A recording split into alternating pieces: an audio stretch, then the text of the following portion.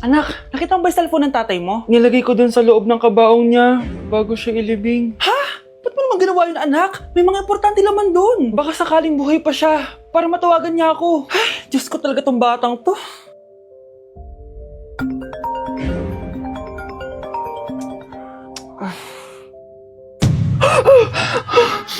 Matawag si tatay.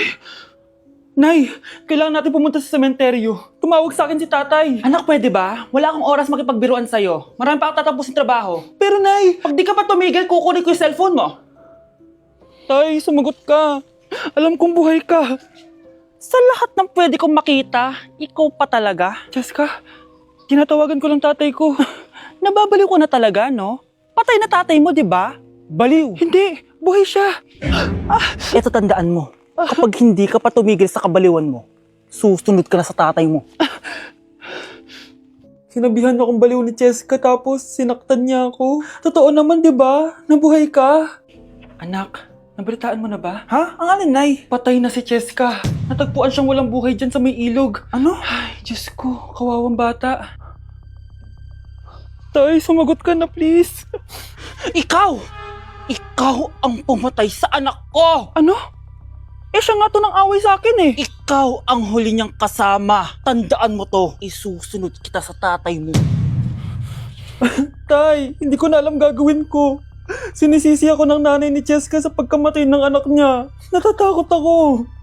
Anak, yung nanay ni Jessica. Oh, bakit Nay? Pinatay daw.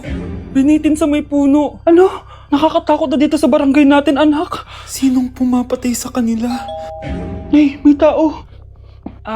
Sino po sila? Magandang araw po. Ako po si Detective Jason. Ako ang may hawak sa investigation case sa pagkamatay ni Jessica at ng kanyang nanay. Bakit kayo nandito? Dahil dito.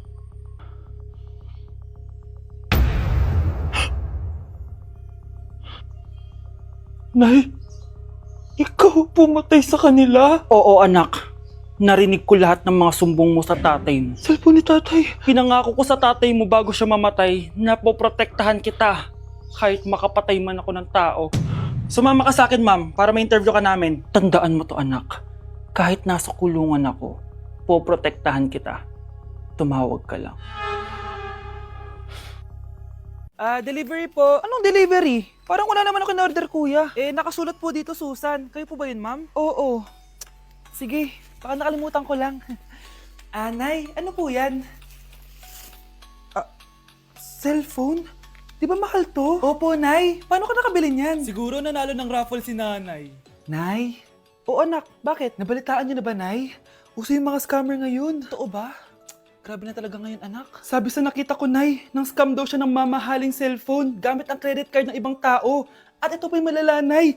Nang scam daw din siya ng pera. Delivery po! May delivery ata, anak.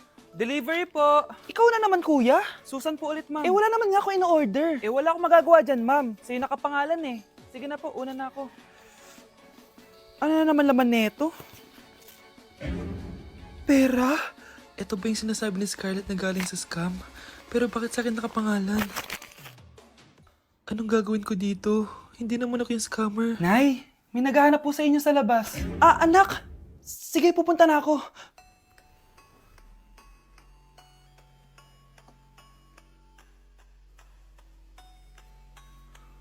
Hello po. Ano pong kailangan nila? Kayo po ba si Susan, ma'am? May natanggap po kasi akong report na kayo daw po nangi-scam. Scammer? Hindi ako scammer, Ma'am, sa'yo nakapangalan ng mga parcel. Kaya sumama ka na sa amin. Hindi nga ako scammer! Ikukulong ka na namin. Huwag niyo ko ikulong! Hindi ako scammer! Itigil niyo na yan! Hindi si nanay ang scammer.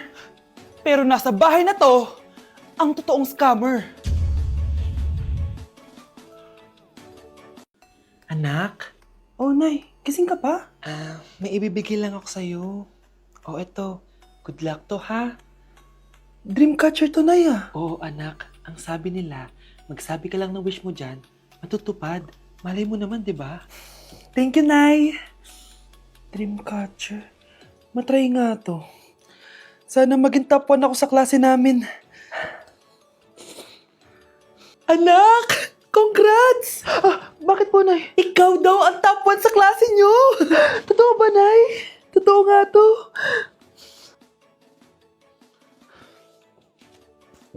O anak, saan ka galing? Nag-apply ako sa trabaho. Ayoko naman maging pabigat sa inyo habang buhay. Sana makabawi na ako sa inyo. Ba't di mo nalang i-wish yan sa Dreamcatcher? Malay mo naman, di ba? Oo nga no, Nay. Nay! Tanggap na ako sa trabaho! Ang laki pa ng sahod ko! O, di ba? Sabi ko naman sa'yo, anak eh. Deserve mo yan. Nay, sa wakas, makakabawi na rin ako sa inyo. Bes, alam mo, ang yaman mo na. Bakit di ka pa mag-asawa? Ay naku, Bes. Kung may magkakagusto man sa akin, ang gusto ko, mabait at responsable. Parang si Joshua. Naku, Bes, si Joshua pa. Puro trabaho yan. Hi Scarlett, pwede ba tayong mag-lunch together mamaya? Sure, sige. Saan ba? Ayun. Oh, yan ang simula ng love story nyo, ha? Ay, mahal. Grabe. Natupad na natin yung mga pangarap natin. May anak tayo. May malaki tayong bahay. May maayos tayong trabaho. Ay, sa wakas. Proud ako sa ating dalawa, mahal.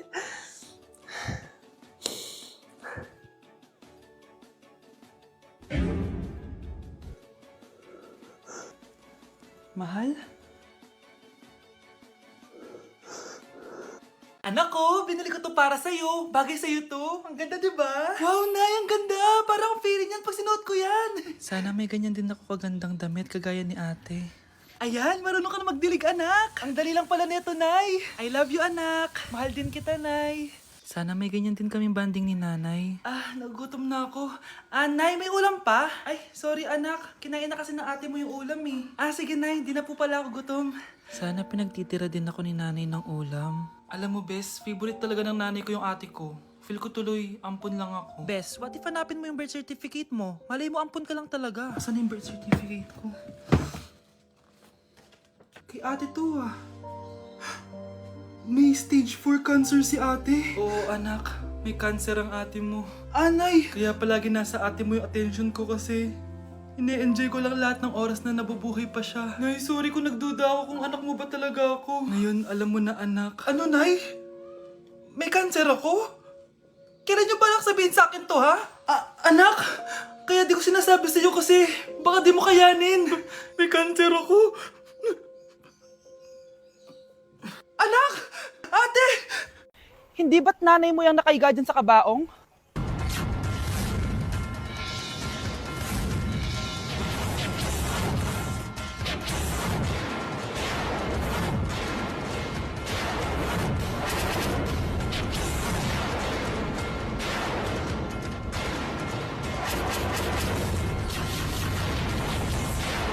Hello, Bes.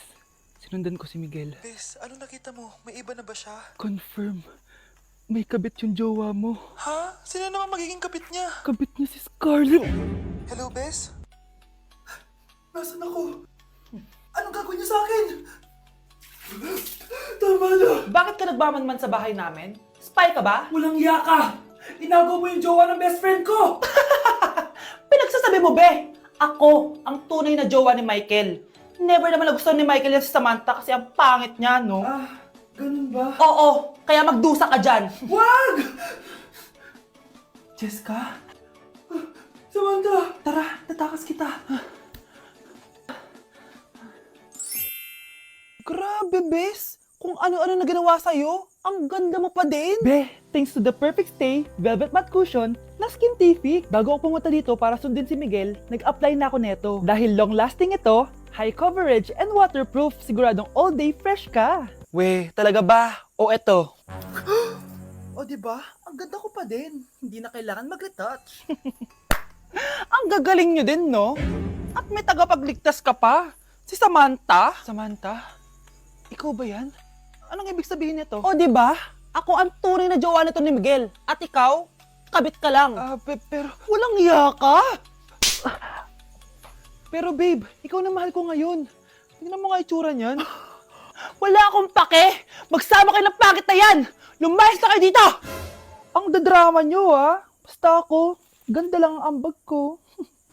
Nay, punta tayo sa mall. Wag muna ngayon, anak, ha? Madami kailangan na tapusin na trabaho si nanay. Sige po, Nay. Palagi nilang busy si nanay. Ako na lang mag-isa lalabas. Diyos ko po, anong oras na? Di pa pala kami kumakain ng anak ko. Anak, anong gusto mong ulam? Nasaan na ako? Hala, si Teddy na dumihan na. Ano yung gumagapang? Ah! Anak! Pumunta yun. Mare, yung anak mo. Oh, Mare, nasa inyo na naman yung anak ko? Pasensya ka na, ha? Makulit talaga yun. Mare, patay na yung anak mo. Natagpuan nilang wala ng buhay kasi natuklaw siya ng ahas. Bakit di mo siya binabantayan, ha? Ano? Anak? Hindi. Anak. Ma'am, wag po muna tayo lumapit. Iniimbestigan pa po namin yung bangkay. Anong bawal? Anak ko yun, oh!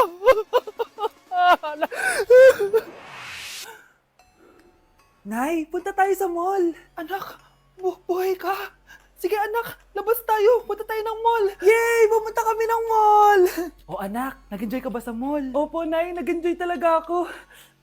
Kaso, nagugutom na ako, Nay. Kumain ka na, anak. May tira pang pagkain dyan sa lamesa. May aasikasuhin lang ako trabaho, ha? Sige po, Nay.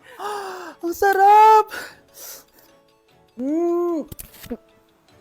Salamat naman at nabuhay ang anak ko. Anak, tapos ka na ba Anak! Anak! Anak! Ayoko mawala ka ulit sa akin! Nay, punta tayo sa mall. Bumalik na naman ako. May sumpa ata tong kwintas na to. Kailangan kitang itapon para tumigil na tong sumpa na to.